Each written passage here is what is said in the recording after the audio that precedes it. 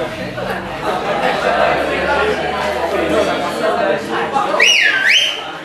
dia, pessoal. Bom dia, moça. Muito obrigado. Bem rápida. Galerinha, antes de mais nada, parabenizar vocês pelo show, pela festa que foi a gincana. E assim, eu achei mais legal de tudo. O clima foi, né, eu não fiquei o tempo todo lá, mas pelo que me informaram, né, minha preocupação era com encrenca, de briga e de estresse. Eu sempre tive dificuldade, na tua idade, eu sempre tive dificuldade enorme de perder, tinha dificuldade mesmo, sofria com cada derrota, desde o jogo de sinuca na esquina até a pelada em casa, eu sempre sofri com cada derrota. Talvez isso tenha me feito tentar sempre mais, né? Mas era exacerbado, era demasiado. E eu achei legal que aparentemente não houve, né, celeumas como aconteceram nos outros anos. Todo outro ano deu encrenca, em algum momento. Sempre. E esse ano, pelo que eu vi, a coisa foi mais gostosa. Desde do começo, aquela brincadeira aqui na saída, até a abertura, que foi mais legal de todo mundo. Fiquei bem feliz, tá? Vocês estão de parabéns mesmo, galera. Show de bola. Galerinha, vamos lá. Vamos dar uma revisadinha em física B. Faz tempo que a gente não fala sobre isso. E vamos ver se hoje a gente consegue quase finalizar esse volume 4, é isso, né? Em ótica, pessoal, a gente já estudou um monte de coisa e agora estamos concentrados nas lentes esféricas.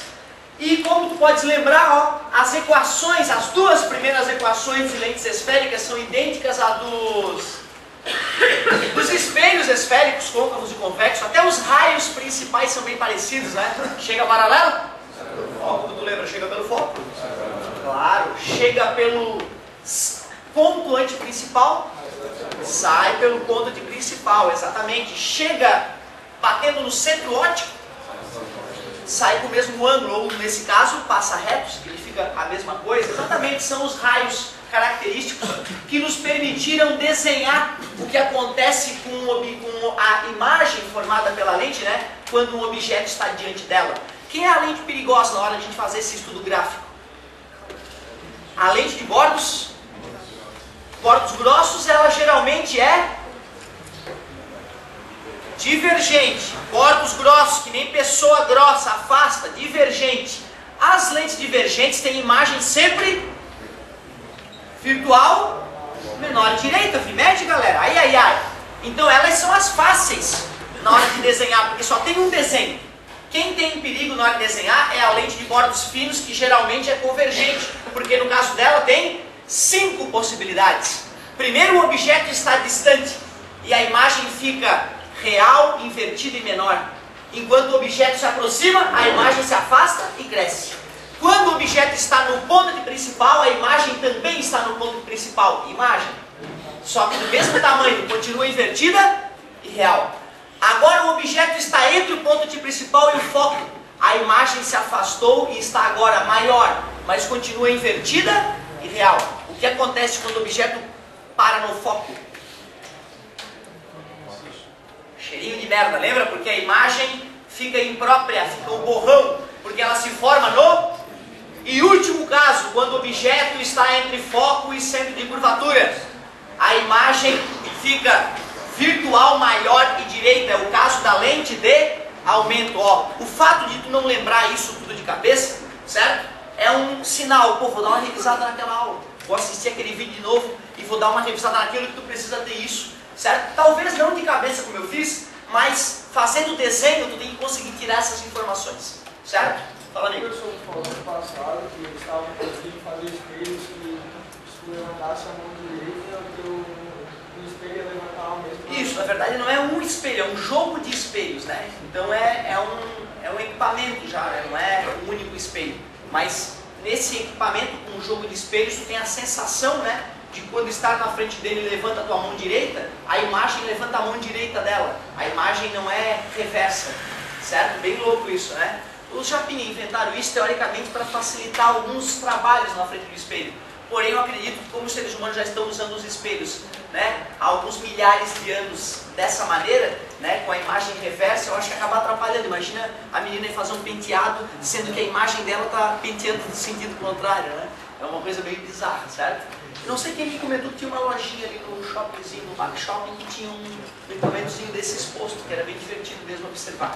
Eu não tive o prazer ainda de brincar na frente de um desses, certo? Mas usando mais de um espelho, né, tu consegue fazer a imagem da imagem e consegue ter uma imagem não reversa. Isso daria para ser feito. Continuando na revisão, galerinha, o que é o A mesmo? Ampliação ou aumento linear ou aumento transversal, show de bola? Altura da imagem, altura do objeto, posição da imagem, posição do objeto, foco, ou melhor, distância focal, porque foco é o ponto, né, onde a luz passa quando chega paralelo, exatamente. Cuidados com os sinais, para cima, para baixo, estou falando de quem? Só do I e do O, porque são os únicos distâncias medidas na vertical, todas as outras são medidas na horizontal. Distâncias na horizontal, como é que eu sei se é positivo ou negativo? Virtual não é tão bom, negativo, real é melhor, positivo. Essa era a brincadeira para o cara não esquecer dos sinais, né? Agora, tem que fazer um exercício ou outro, tá? Para não deixar enferrujar isso aí, sem dúvida nenhuma. Só que aí na última aula de ótica a gente já viu a famosa equação dos construtores de lentes, ou a equação de Halley, que é essa equação bonitona aqui, ó. Onde o NL é o índice de refração da lente e o NM, o índice de refração do meio. R1, raio de curvatura de uma das faces. R2, raio de curvatura da outra face. Como assim, professor? Assim, amigo, eu vou fazer duas esferas cheias primeiro.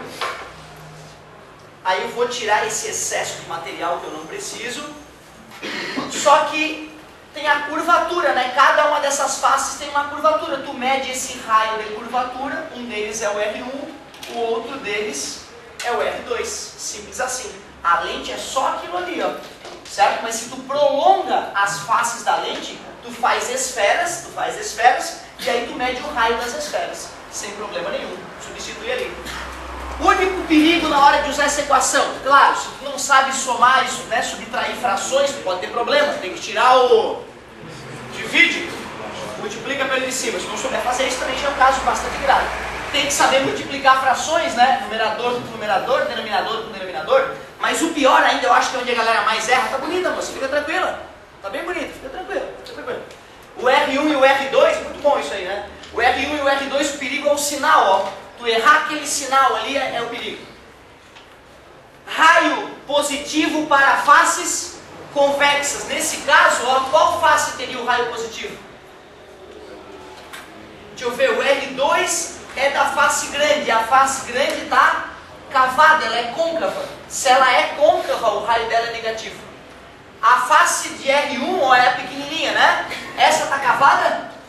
Se não está cavada, é convexa, e se ela face é convexa, o raio é positivo.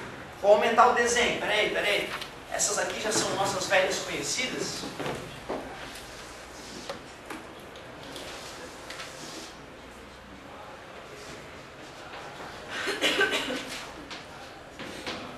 A lente está ali. Isso aqui é a parte perigosa, ó. Tu lembrar que se uma face é côncava, o raio de curvatura dela deve ser substituído na equação dos construtores de lentes com valor negativo. E se a face é convexa, o valor é positivo. Eu te confesso que eu só sei de cabeça isso por causa da aula passada que eu dei para vocês. Porque há um ano atrás já tinha esquecido. E eu te mostrei como é que eu descubro se é positivo ou negativo caso eu me esqueça. Eu vou te mostrar já de novo isso. Mas primeiro a decoreba. Face convexa, raio positivo. Face côncava, raio negativo. Olhando para uma lente dessa, tem que conseguir reconhecer qual face é o quê. Essa face aqui está cavada, tá vendo? Então ela é côncava. E qual é o raio de curvatura dela? É o R1 agora nesse caso. Eu troquei as letrinhas, né? É o R1. Então o R1 seria menos não sei quantos. E a face menor, de raio menor, ela não está cavada, então ela é convexa. Se ela é convexa, o raio de curvatura dela fica positivo. Então aqui viria um número positivo. Tudo bem para vocês? Por que isso, professor? Culpa do Gauss. O Gauss foi o alemão, matemático, ninja, mutante, Power Plus, que desenvolveu essa equação dentre as várias outras, inclusive essa também, a 1 sobre F igual a 1 sobre P, mais 1 sobre P', equação dos pontos conjugados de Gauss, o nome dela. Ele, na hora que foi fazer a equação, ele teve que tomar uma decisão, né? Qual o sinal que ele ia botar em cada face. E essa foi a regra que ele escolheu, certo? Agora olha só, eu sempre tive dificuldade de decorar as coisas. Eu sempre buscava uma maneira matemática de, caso eu me esquecesse, descobrir aquela informação que eu poderia estar perdendo. Olha só o que eu percebi. Eu já sabia dos meus estudos anteriores que essa lente é uma lente biconvexa, parabéns, convexa e convexa, biconvexa, portanto bordos.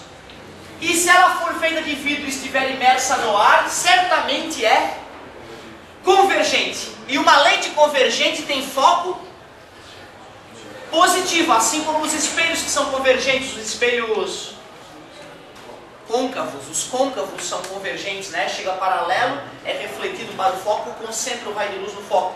Os convexos chega paralelo, sai pelo foco que está do outro lado, né? E espalha a luz. Já que eu sei que essa lente tem que ter um foco positivo, e eu sei que as duas faces são convexas, eu posso usar essa equação para ver se o raio tem que ser positivo ou negativo. Esse resultado tem que ser o quê? Positivo para essa lente. O N da lente é maior ou menor que o N do meio? Maior, né? O N do vidro. Quanto é que é o N do vidro? Alguém lembra? Um valor razoável? 1.5, 1.4 são valores bem razoáveis para o N do vidro. Parabéns. E o do ar? 1,5 dividido por 1? 1,5 menos 1. Deu 0,5 positivo. Se esse cara é positivo e esse aqui é positivo, esse cara tem que ter que sinal? Para poder dar positivo lá. Um número positivo! Aí que me decepciona. Um número positivo tem que ser multiplicado por quem? Para dar positivo. Positivo? Tu acredita que falaram negativo? É grave. Porra, meu. Porra. Positivo. Positivo. E já que isso aqui tem que ser positivo, os raios positivo, tem que ser positivo e positivo. Agora eu sei, sem decoreba, que se uma face é convexa, não precisa ser bi, convexa, os raios são, então se é côncava, acabou. Tu viu? Mesmo que se apague a informação da tua cabeça, se tu tem o resto bonitinho, tu busca. Ou, senhor, não gostei dessa lente, pensa na outra. A prova tem que ser feita na bi, sim. A prova tem que ser feita na bi, alguma coisa. Certo? Para as duas ter o mesmo sinal. Tudo bem? Beleza? Nome da lente. Côncava, côncava, bicôncava. Bordos? Se for de vidro no ar, certamente é divergente. Lente divergente tem foco? Tudo raciocínio óbvio, né, galera? Tudo raciocínio bobinho que a gente já vem trabalhando há tempo. Então dá. Tem que dar o que isso aqui? Negativo. Aquilo ali tem que ser um número negativo. Igual N da lente, 1 e pouco, não é isso? N do meio, 1. Dividiu, dá 0, alguma coisa. Aliás, dá 1, alguma coisa. Menos 1 dá 0, alguma coisa. É um número positivo. Para a resposta ser negativa, o número positivo tem que ser multiplicado por um número negativo. Para essa coisa ficar negativa, sendo que esses dois têm o mesmo sinal, porque as faces são do mesmo tipo, tem que ser que sinal? Negativo. Isso me faz, né, isso me dá a consciência de que faces côncavas têm raio de curvatura. Viu que legal? Agora, cara, se tu entendeu esse raciocínio, ele tem um prazo de validade infinitamente maior do que a decoreba anterior.